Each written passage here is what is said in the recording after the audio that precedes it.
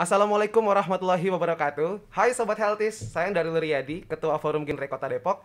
Selamat datang di Info Podcast, kolaborasi Ide Podcast Korpri Kota Depok.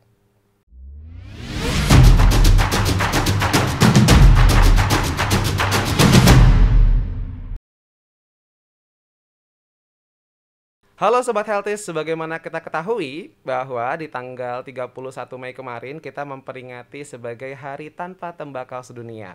Dan untuk memperingati hari tersebut gitu ya, maka tema Info Podcast kita kali ini adalah Genstar atau Generasi Sehat Tanpa Asap Rokok. Nah, berkaitan dengan Genstar ini nih tema kita di sesi ini gitu ya, kita telah kedatangan narasumber. Beliau merupakan dokter spesialis paru di Rumah Sakit Mitra Keluarga. Mari kita sambut Dokter Bintang Bestari spesialis paru. Halo Daru, Selamat. halo Sobat Healthy. Berbicara tentang rokok. Oke. Rokok adalah hal yang sekarang memang jadi sepertinya tren anak muda ya, karena memang anak-anak muda itu banyak sekali yang merokok gitu ya, dari kecil sampai mungkin tua gitu ya, itu rokok, tidak kenal siapa usia gitu ya, siapa gender gitu, itu bisa merokok gitu ya. Sebenarnya rokok itu sendiri dari unsur kesehatan itu apa rokok, Dok? Oke, jadi gini, kalau untuk rokok ini sebetulnya sudah bukan hanya tren sekarang ya, saya rasa ya, pasti sudah dari zaman dulu sekali ini sudah menjadi hal yang sangat sulit untuk kita atasi lah ya, gitu. Semakin banyak, semakin hari semakin tinggi angkanya. Kemudian sebetulnya dari data sendiri, Anda bayangkan kita di Indonesia itu dari 2011 sampai 2025 tuh naik, yang orang yang merokok itu tinggi sekali. Terakhir setahun terakhir itu naik sampai 16%, dari 60,1 juta hingga jadi 69,7 juta hanya dalam setahun, dan itu hanya di Indonesia. Total kalau di dunia itu sampai 991 juta, jadi hampir 1 miliar. Anda bayangkan orang tuh merokok di dunia. Nah, padahal saya rasa ya, bahkan iklan rokok sekalipun itu iklannya sendiri sudah ada, pasti dilampirkan bahwa ada nih bahaya merokoknya. Rokok membunuhmu. Betul, iya. Jadi tapi orang tetap saja gitu loh, itu tetap aja ngerokok. Jadi kalau Anda tanya gimana sih rokok buat kesehatan, saya rasa pasti semua orang sudah hampir tahu lah. Cuma secara detail Anda bayangkan, satu rokok itu punya 7.000 zat kimia, 7.000, dan di antaranya sekitar 50-70 itu toksik sebetulnya gitu. Nah, kalau saya urai kurang lebihnya itu ada yang namanya arsenik. Anda bayangkan, mungkin itu yang saya omongkan yang familiar aja ya. Terus kemudian ada yang namanya formalin, ada yang namanya karbon monoksida, ada yang namanya kadmium, ada yang namanya hidrogen sulfida, ada yang namanya benzen. Itu yang sangat familiar di kita, dan mungkin kalau SMP SMA ke atas lah yang sudah belajar kimia tahu lah itu zat-zat itu apa, dan sangat berbahaya buat tubuh kita. Jadi ya memang rokok ini kecil tapi cukup mematikan menurut saya. Kecil tapi mematikan. Kecil tapi mematikan. Gitu ya. Tadi kandungannya ada arsenik, betul. Ya, ada formalin, betul. Gitu. Ada nikotin juga tadi. Betul, nikotin juga. Nah, kita sebenarnya tadi tahu ya bahwasannya berbagai macam jargon gitu ya, agar sebenarnya orang-orang tuh tidak mengonsumsi rokok gitu. Betul. Ya. Tapi menurut dokter, kenapa sih sebenarnya gitu ya, orang pada akhirnya tahu rokok itu berbahaya nih sebenarnya ya, tapi tetap saja kita mengkonsumsi rokok dan membeli rokok itu sebenarnya. Menurut dokter gimana? Iya, jadi karena gini, paling berat dari rokok itu adalah dia bersifat adiksi. Adiksi itu bener-bener kita tuh sangat ketergantungan dengan rokok. Karena apa? Karena kembali lagi ke zat tadi, yang pertama itu nikotin tadi. Nikotin itu efeknya itu sangat cepat. Dalam tempo dia mungkin 5-10 detik dia udah sampai ke otak. Udah masuk pembuluh darah sampai ke otak, dan dia akan mengeluarkan hormon namanya dopamin. Nah, orang kalau udah hormon dopaminnya keluar itu seperti kayak orang euforia.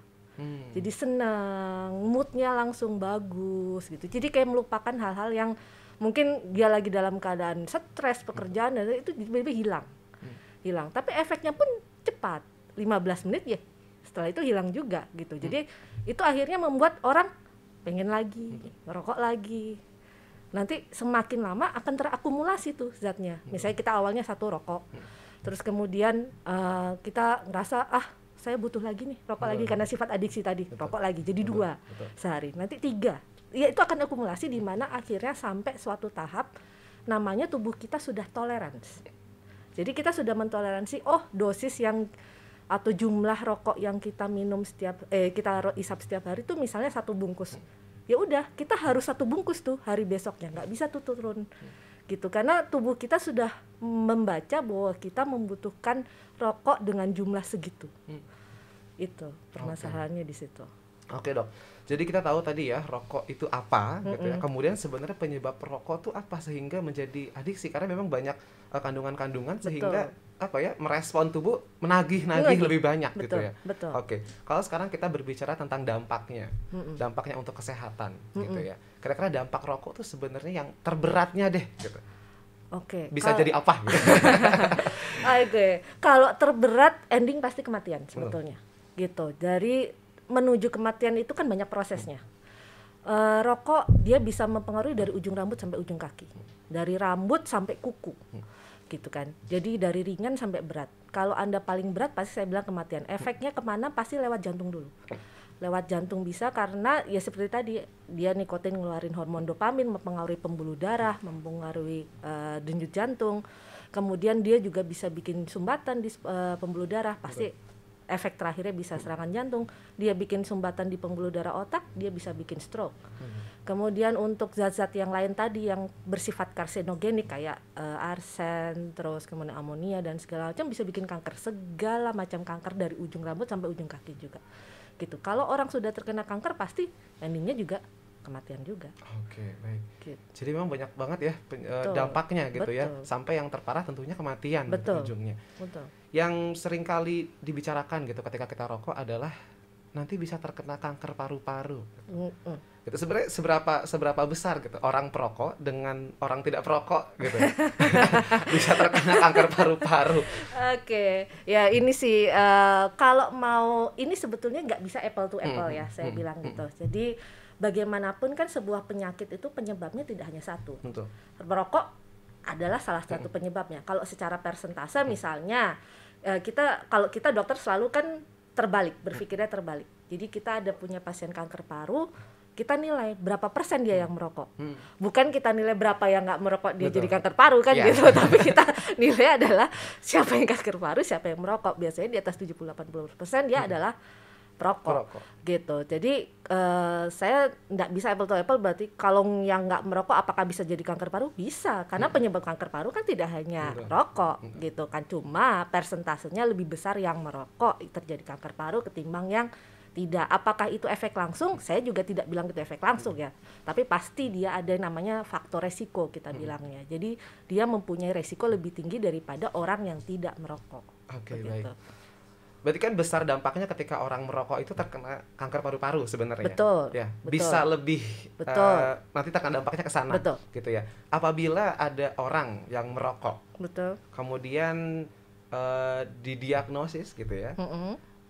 Penyebab lebih besarnya adalah ketika terkena kanker paru-paru seseorang ini karena dampak merokok yang mungkin sudah tertimbun gitu bertahun-tahun gitu ya.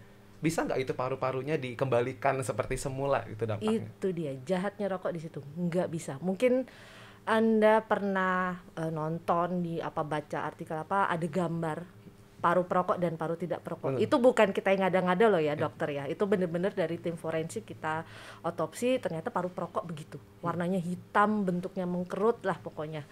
Nah itu jadi kalau Anda bilang apakah itu nggak bisa. Karena gini, kebayang.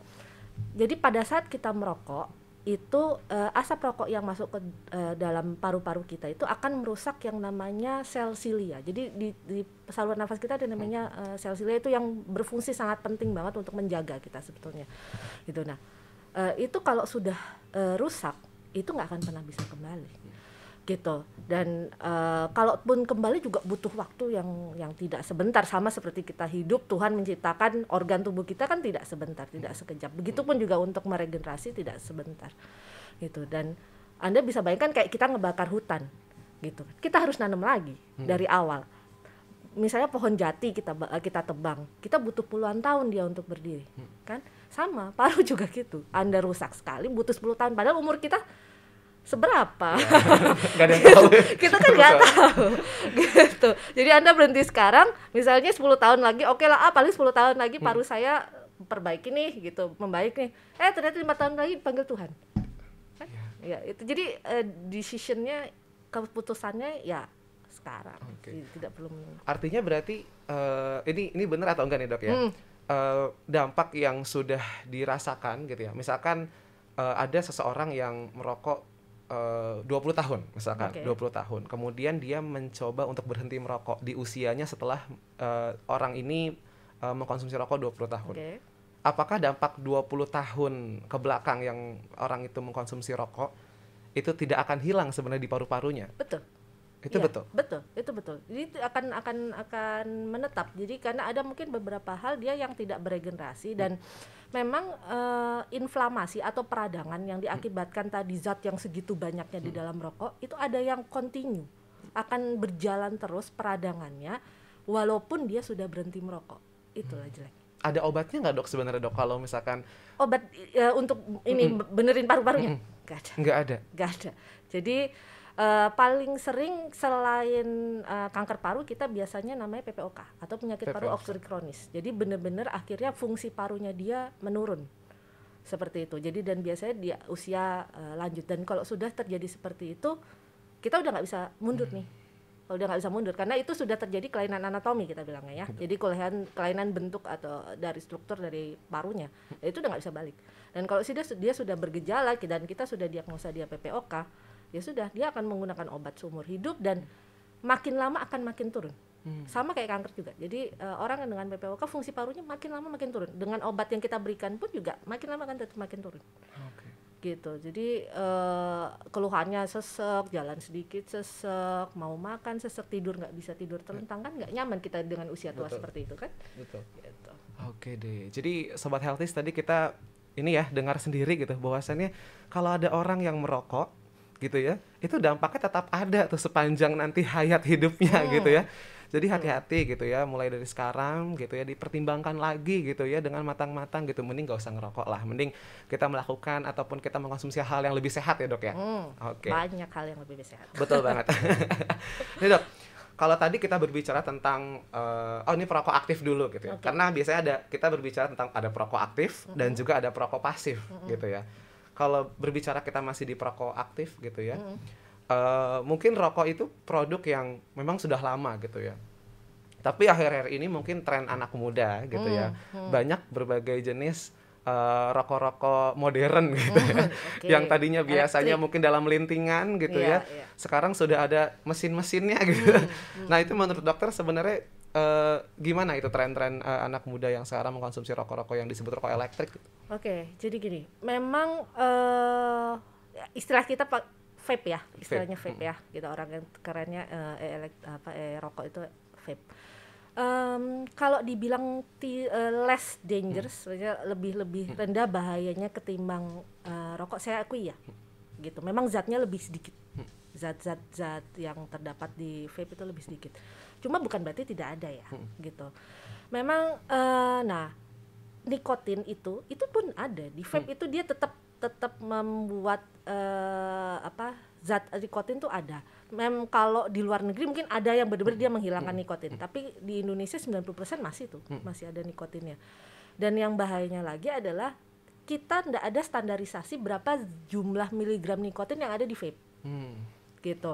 Bahkan ada saya baca bisa sampai 200 miligram. Padahal dalam satu rokok linting yang itu cuma 1 miligram. Dalam satu filenya yang vape itu bisa 200. Ada yang memang ada antara range-nya antara 0 sampai 200. Jadi Anda bisa bayangkan kalau memang dapat yang vape yang 200 kan luar biasa. Kita ngerokok satu, ini yang vape kena 200 nikotin kan. Jadi adiksinya bisa jauh lebih besar daripada yang rokok biasa. Dan zat penggantinya pun juga bukan berarti tidak ada bahaya. Dia tetap ada unsur logam, tetap ada kadmium, tetap ada nikel, dia ada timah juga. Tetap ada nitrosamin kita bilangnya ya, itu yang sama dengan zat di rokok juga yang di tar itu ya, tobacco aerosol residue. Terus kemudian juga ada di penggantinya adalah lipid, glycerin gitu ya. Nah, ini lagi kita dokter-dokter paru lagi banyak meneliti tentang efek gliserin itu lipoid itu lipid. Jadi ada yang namanya pneumonia lipoid pneumonia. Jadi lemak-lemak yang masuk vape itu nempel di paru ya akhirnya terjadi infeksi paru juga. Sama resikonya tetap ada ke sana gitu. Jadi adisinya ada, resiko terhadap infeksi paru tetap ada, resiko terhadap kanker juga tetap ada dari vape itu. Jadi bukan berarti yang terus jadi nggak ada sama sekali, nggak juga gitu. Jadi sama-sama bahaya ya. Sama-sama bahaya. Dan dulu kan sebetulnya vape itu kan dibuat buat peralihan ya dari rokok biar berhenti masuk vape.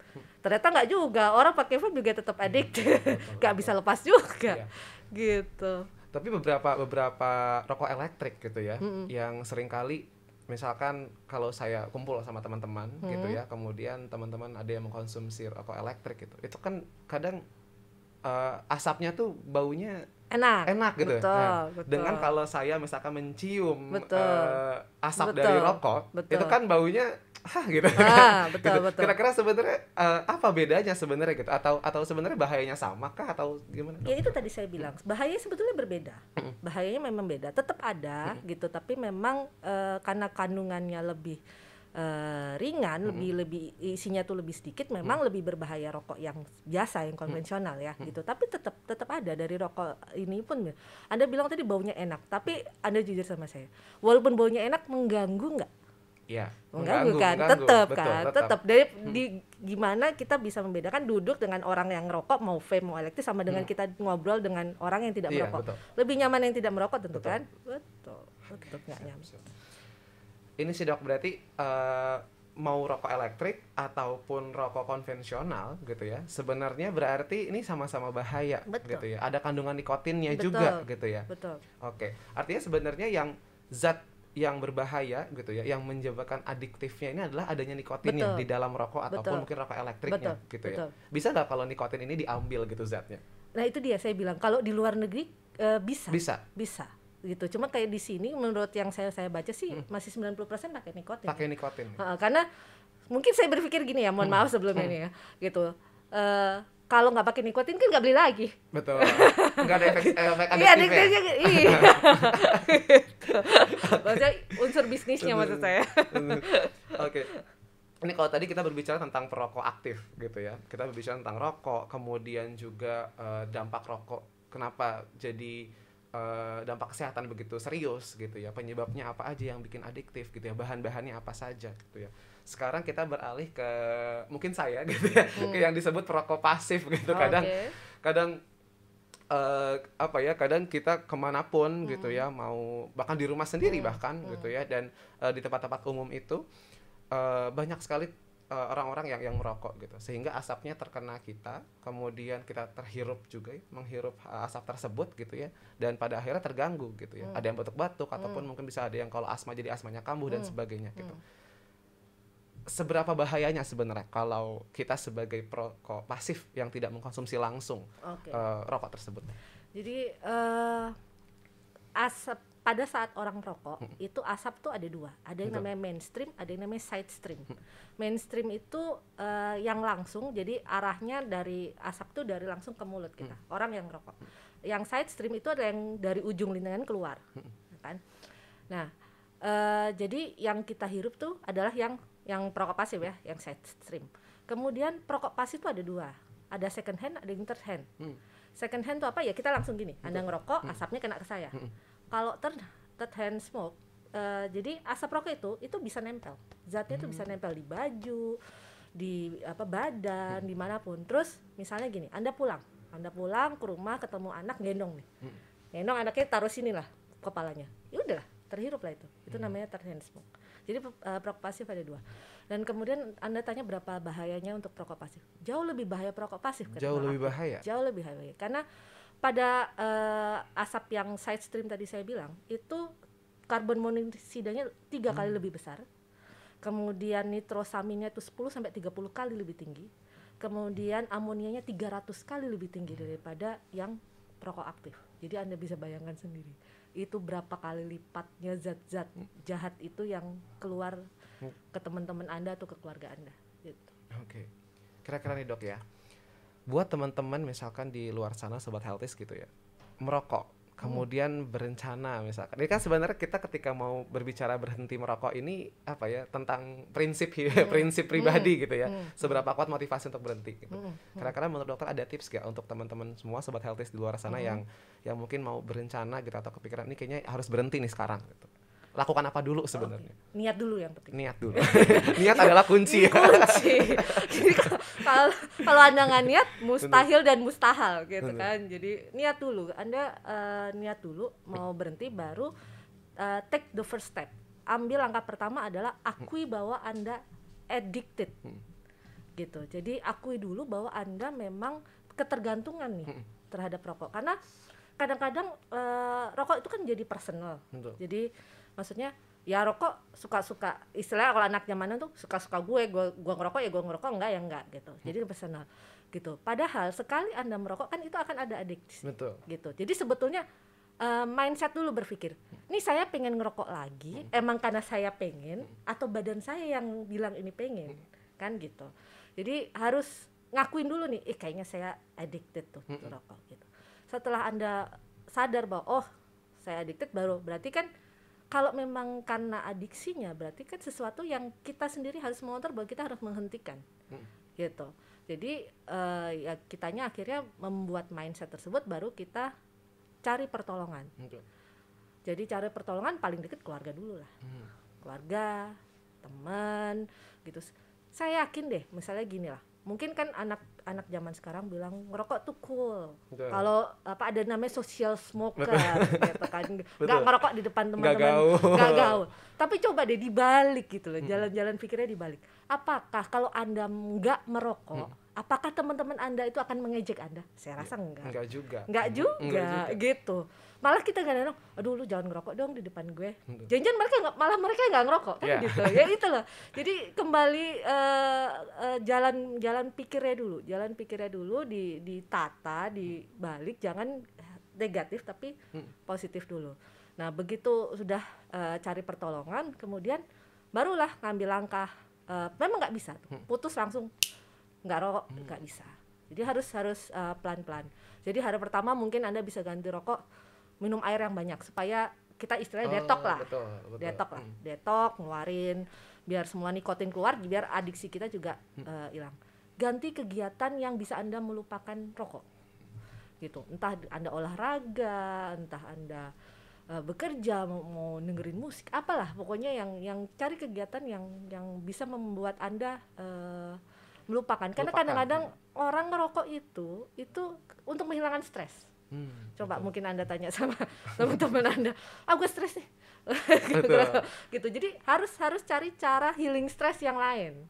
Gitu. Jadi jangan cari rokok, cari healing stres yang lain. Kadang-kadang kita cukup simpel aja kok, tarik nafas, buang, tarik nafas, it's relaxing dan karena gini, Anda tahan 5 menit saja, eager, maksudnya keinginan untuk merokok, tahan 5 menit aja, it's gone, hilang, gitu. Tapi tahan dulu, gitu. Terus hindari dulu mungkin zat-zat yang membuat Anda jadi setelah itu after that pengen ngerokok.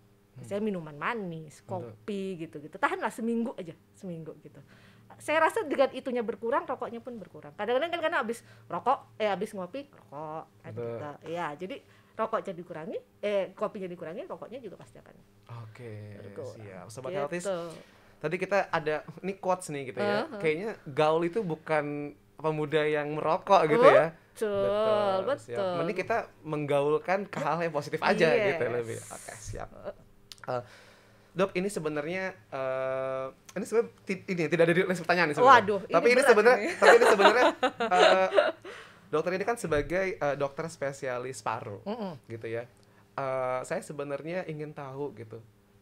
Ada nggak pengalaman gitu ketika dokter misalkan jadi ini ya pasien gitu ya, kira-kira kasus terberat yang pernah dokter kerjakan gitu ketika mungkin di spesialis paru ini, ya mungkin bisa jadi pembelajaran juga buat teman-teman sobat healthies juga gitu, biar wah ini nanti dampaknya tuh kesini kayak gitu, ya apalagi itu tentang rokok gitu. Tadi saya bilang, jadi ya kasus terberat kalau di paru pasti antara kanker paru dengan PPOK gitu, dan semua hampir lah ya, belum semua sih mungkin, tapi di atas 50% pasien saya PPOK itu mengakui bahwa karena rokok lah Karena mereka rokok. punya penyakit itu. Betul. Gitu. Dan kalau misalnya saya mendeteksi PPOK di usia 40 lah, taruhlah ya, 40 50 tahun. Kalau di atas 70 dan mereka udah pasrah lah ya. Di atas 40 50 kemudian saya tanya kan, maksudnya Anda mau berhenti apa enggak? Saya bilang gitu. Karena gini, jujur saya tidak pernah memaksakan pasien saya berhenti. Enggak. Karena menurut saya itu hal yang sulit. Jujur gitu. Jadi saya tidak akan memaksakan Anda harus berhenti ya Pak merokok, besok nggak akan berhasil, saya jamin 100%. Tapi saya sih cuma bilang bahwa efeknya A. Gitu. Kalau Bapak mau jadi pasien saya sampai 30 tahun ke depan, silakan Anda lanjutkan ngerokok. Waduh.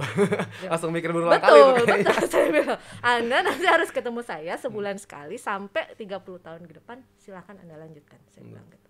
Kalau Anda mau sisa 30 tahun hidup Anda ke depan Anda lebih baik, ya Anda berhenti ngerokok. Saya cuma bilang gitu, singkat. Gitu. Karena percuma, maksudnya orang sudah tahu kok, seperti Anda kita bahas di awal, udah tahu kok bahaya rokok itu gimana. Tinggal masalah niat mau berhenti, dan kebanyakan memang mereka akhirnya berhenti setelah kena penyakit. Nah itu kan lebih baik istilahnya menghambat ya, menunda gitu, ketimbang kalau sudah sakit baru berpikir gitu. Oke nih dokter. Tadi kita telah berbicara banyak gitu ya, berdiskusi gitu ya, dan juga dokter telah menyampaikan tadi apa kandungan rokok gitu, kemudian juga banyak dampak-dampak rokok gitu. Bahkan tadi dokter juga menjelaskan dampak rokok tuh even orang itu berhenti gitu ya, dampak rokok yang sebelumnya itu juga tetap terakumulasi gitu ya di dalam tubuh gitu ya. Jadi rugi banget gitu daripada memang menghabiskan uangnya, bahkan gitu ya, misalkan kalau satu kali rokok dalam sehari 50.000 dikali setahun 365 sudah berapa gitu ya. Jadi banyak banget dampak gitu, dari mulai kesehatannya gitu ya, bahkan ke ekonomi dan sebagainya kayak gitu. Tapi sesuai dengan tema kita nih sebenarnya dok ya, di hari tanpa tembakau sedunia gitu, sebenarnya rokok itu bukan hanya mungkin sudah pasti gitu kan kalau di kesehatan gitu, tentang kesehatan diri gitu, tapi ada bahaya juga sebenarnya rokok ini untuk lingkungan sekitar gitu ya. Menurut dokter apa saja sih sebenarnya bahaya rokok untuk lingkungan sekitar kita juga gitu? Oke. Jadi kalau ke lingkungan pasti banyak ya. Dalam artian industri rokok ini kan industri yang sangat besar. Betul. Dia itu adalah pemberi devisa luar biasa ke negara kan. Jadi untuk membuat suatu industri rokok itu tidak gampang. Betul. Jadi dia butuh bahan baku, dia butuh tempat dan segala macam. Pasti dia butuh tempat, dia akan mencari lahan, pasti hutan kena. Terus kemudian dia butuh pembakaran, kembali lagi hutan kena. Terus kemudian apakah pabrik itu tidak membuat polusi? Pasti ada polusi udara, ada limbah pabriknya. Itu ya dari hanya industrinya saja. Belum yang orang ngerokoknya. Gitu. Orang rokoknya misalnya dia ngerokok di misalnya ke taman lah atau di pinggir sungai, dia buang lah rokoknya ke sungai. Itu di air dia bertahan 1 tahun, di tanah dia bertahan 2,5 tahun gitu. Terus kemudian ada ikan makan tuh itunya mati kan, atau ada hewan di tanah maka mati. Terus kemudian belum nanti zat rokok yang di tanah dia akan terserap ke air, akhirnya ngalir ke air juga, ngotori lah air kita. Gitu. Jadi banyak sekali. Jadi memang banyak banget ya gitu. Banget. Bukan cuma untuk kesehatan doang dampaknya, tapi juga ke lingkungan juga berdampak gitu ya. Baik itu tanah, air, bahkan makhluk hidup selain manusia juga sebenarnya terdampak gitu. Jadi memang banyak banget kerugian-kerugian ataupun dampak dari rokok ini gitu ya dok ya. Oke, ini terakhir dok ya, ini kayaknya tidak terasa nih kita berbincang-bincang gitu dari tadi. Tadi kita telah berbicara juga tentang kandungan rokok, manfaatnya tadi ternyata juga banyak ruginya ternyata gitu ya. Kemudian juga dampak lingkungan juga ternyata dirasakan juga gitu ya. Terakhir sebenarnya harapan dokter gitu khususnya mungkin buat anak-anak muda juga gitu ya, yang mungkin biasanya mau mencoba rokok gitu, rasa ingin tahunya besar gitu ya, ataupun mungkin yang sudah merokok gitu ingin berhenti gitu ya, mungkin bisa dimotivasi gitu. Motivasi dokter bagaimana supaya tidak merokok gitu mereka. Silakan dokter. Ya. Baik, jadi buat sobat healthy semua, untuk rokok ini kembali lagi tadi mungkin saya sudah bahas adalah permainan pikiran. Jadi yang belum merokok tolong jangan merokok, karena begitu sekali Anda merokok jangan dibilang bahwa oh saya cuma coba kok. Sekali Anda coba dia akan bersifat adiksi, Anda akan minta lagi. Jadi tolong jangan mencoba Jadi yang belum jangan mencoba. Kalau yang sudah, tolong pikirkan hal-hal yang sudah saya berikan tadi ya, gitu, bahwa banyak dampak negatif gitu yang sudah ada tuh, sudah banyak. Jadi sebelum Anda lanjutkan merokoknya, tolong dipikirkan kembali. Terus kemudian mungkin saya ada terakhir nih ya, saya ada pantun. Kata orang Depok suka pantun ya. Ayam jantan sudah berkokok. Cakep. Insan udah pada bangkit. Cakep. Gitu. Ngapain sih Anda merokok? Cuma bawa banyak penyakit. Wah. Oke, terima Luar kasih biasa. Sobat Healthies. Oke Sobat Healthies, tadi kita telah berbincang-bincang dengan Dokter Bintang. Luar biasa sekali, banyak sekali ilmu yang kita dapatkan. Tadi kita telah mendapatkan apa saja sih kandungan di rokok itu, dampaknya bagaimana, penyebabnya orang bisa merokok tuh apa gitu ya. Sampai gitu ya tadi ternyata rokok itu bukan hanya berdampak pada kesehatan, tapi juga berdampak pada lingkungan sekitar, tanah, air, udara, hewan-hewan dan juga tumbuhan dan sebagainya. Itu juga bisa menjadi dampak gitu dari rokok. Jadi memang teman-teman semua gitu ya, saya pun mengajak nih buat teman-teman semua mungkin yang berencana gitu, aduh apakah ini mau rokok gitu ya, dipikirkan dulu saja gitu. Ternyata banyak banget dampak yang memang ditimbulkan gitu ya. Lebih baik daripada kita merokok, kita melakukan hal-hal kegiatan lebih positif lainnya kayak gitu ya. Oke, jadi Sobat Healthies, saya mau informasikan juga nih bahwa di Kota Depok ini sekarang sudah ada klinik UBM atau upaya berhenti merokok, klinik upaya berhenti merokok. Nah sekarang itu tempatnya ada di Puskesmas Beji dan juga Puskesmas Abadi Jaya. Jadi untuk teman-teman semua mungkin yang sekarang mulai ada motivasi ataupun berpikir ini kira-kira saya ingin berhenti merokok gitu ya, langsung bisa dibantu, datang saja ke Puskesmas Beji dan juga Puskesmas Abadi Jaya. Nanti akan dibantu teman-teman semua untuk berhenti merokok di sana. Semoga niat dan motivasi teman-teman selalu konsisten dan istiqomah juga gitu ya, untuk senantiasa menjaga kesehatan kita juga bersama. Baik, Sobat Healthies, tidak terasa gitu ya, akhir-akhir perbincangan kita ini mungkin sudah ada di fase akhir gitu ya bersama Dokter Bintang gitu ya. Mengucapkan terima kasih juga saya kepada Dokter Bintang yang mungkin telah merelakan waktunya gitu ya, menyempatkan waktunya untuk kita kembali bisa berbincang-bincang pada sesi di Info Podcast kita pada kesempatan kali ini juga gitu ya. Kalau tadi Dokter Bintang ada pantun gitu ya, saya kayaknya juga mau ada pantun juga. Gitu. Oke deh, pantunnya gini: cari tutup gelas di beberapa toko agar terhindar dari berbagai kuman. Cakep. Mari hidup bebas dari asap rokok agar ciptakan generasi sehat dan nyaman. Wah, luar biasa ya. Jadi memang di sesi kita kali ini Info Podcast luar biasa sekali. Di dalam rangka Hari Tanpa Tembakau Sedunia, kita telah mendapatkan berbagai macam pengetahuan tentang rokok. Oke, mungkin itu podcast kita nih ya dalam Info Podcast ini, dalam temanya Genstar atau generasi sehat tanpa rokok. Jadi teman-teman semua, semoga setelah ini gitu ya, teman-teman semua bisa lebih hidup sehat lagi gitu ya. Dan jangan lupa teman-teman semua untuk like tentunya, kemudian juga komen yang banyak kalau ada pertanyaan-pertanyaan seputar kesehatan gitu ya. Bisa di komentar gitu ya, langsung saja, dan juga subscribe gitu. Dan jangan lupa share ilmu-ilmu ini ya, share juga link ini di ke teman-teman semua, grup WhatsApp gitu ya, kemudian juga grup-grup keluarga gitu yang biasanya ramai gitu ya, dan juga banyak teman-teman mungkin yang merokok juga link gitu ya. Jadi jangan lupa untuk like, share, and subscribe akun YouTube-nya Dinas Kota Depok di Dinkes Kota Depok dan Promkes Dinkes Kota Depok. Gitu ya, kita akan bertemu lagi di episode selanjutnya di Info Podcast berkolaborasi dengan Ide Podcast Kolpri Kota Depok. Sehat bersama pasti bisa.